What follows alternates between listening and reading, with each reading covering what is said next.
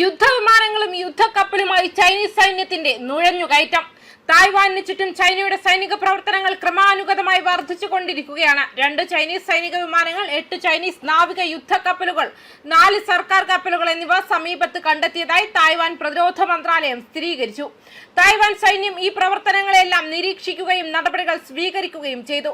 Taiwan പ്രതിരോധ മന്ത്രാലയം പറയുന്നതനുസരിച്ച് ഞായറാഴ്ച രാവിലെ 6 മണിവരെ 2 പീപ്പിൾസ് ലിബറേഷൻ ആർമി വിമാനങ്ങളും 8 പീപ്പിൾസ് ലിബറേഷൻ ആർമി നേവി കപ്പലുകളും തായ്വാനിൽ പ്രവർത്തിക്കുന്നുണ്ടെന്ന് കണ്ടെത്തി.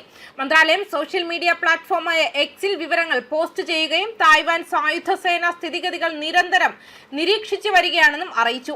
ശനിയാഴ്ച ചൈനയുടെ സൈനിക സാന്നിധ്യവും റിപ്പോർട്ട് ചെയ്യപ്പെട്ടിരുന്നു. 5 ചൈനീസ് സൈനിക വിമാനങ്ങളും 9 യുദ്ധക്കപ്പലുകളും 5 സർക്കാർ കപ്പലുകളും തായ്വാൻ കണ്ടെത്തി. ഈ വിമാനങ്ങളിലൊന്ന് തായ്വാൻ കടലിടുക്കിന്റെ മധ്യരേഖ കടന്ന് തായ്വാനിലെ തെക്കു പടിഞ്ഞാറൻ വ്യോമ പ്രതിരോധ തിരിച്ചറിയൽ മേഖലയിലേക്ക് പ്രവേശിച്ചു. തായ്വാൻ സൈന്യം ഉടൻ പ്രതികരിച്ചു. ചൈനയുടെ വർദ്ധിച്ചു വരുന്ന സൈനിക പ്രവർത്തനങ്ങൾക്കിടയിൽ തായ്വാനും തങ്ങളുടെ പ്രതിരോധ ശേഷി ശക്തിപ്പെടുത്താൻ പ്രവർത്തിക്കുന്നു. ഈ മാസം തായ്വാനിലെ ആദ്യത്തെ തദ്ദേശീയ അന്തർവാഹിനി കാവോസിയും തുറമുഖത്ത് നിന്നും മറ്റൊരു റൗണ്ട് കടൽ പരീക്ഷണങ്ങൾ പൂർത്തിയാക്കി. റിപ്പോർട്ടുകൾ പ്രകാരം ഇത് അന്തർവാഹിനിയുടെ 15ാമത്തെ കടൽ പരീക്ഷണവും 9ാമത്തെ ഡൈവിംഗ് പരീക്ഷണവുമായിരുന്നു. തായ്വാന്റെ സമുദ്ര സുരക്ഷാ തന്ത്രത്തിലെ ഒരു സുപ്രധാന നാഴികക്കല്ലായി ഇത് കണക്കാക്കപ്പെടുന്നു. തായ്വാനുമായി ബന്ധപ്പെട്ട് ചൈനയും തായ്പേയും തമ്മിലുള്ള തർക്കത്തിന് പതിറ്റാണ്ടുകളുടെ പഴക്കമുണ്ട്. തായ്വാനെ തങ്ങളുടെ പ്രദേശത്തിന്റെ അവിഭാജ്യ ഘടകമായി ബീജിംഗ് കണക്കാക്കുകയും ഭാവിയിലെ പുനഃക്രമീകരണത്തിന് ആഹ്വാനം ചെയ്യുകയും ചെയ്യുന്നുണ്ട്.